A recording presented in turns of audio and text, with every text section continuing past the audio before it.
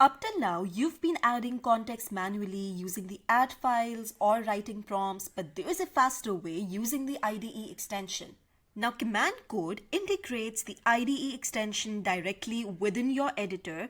So instead of simply saying to explain that index.html file or typing any other file paths, it already knows what you're looking at. Setting up is quite easy.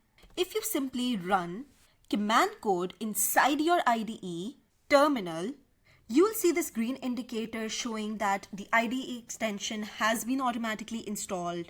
To verify that, you can head over to the Extensions tab and simply search for Command Code, and you'll see the extension has been installed. If this doesn't happen inside a Command Code session, simply type there /IDE command and the extension will set up.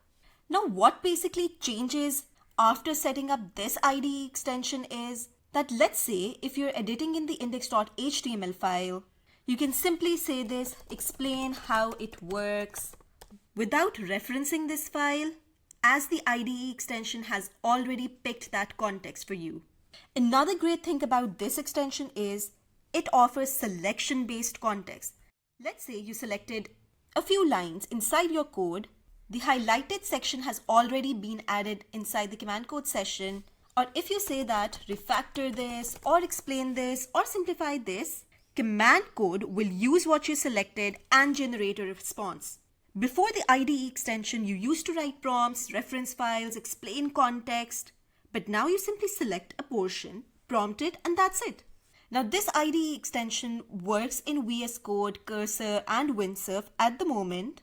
So the final takeaway is to use the add referencing for adding manual context and use the IDE extension for automatic context.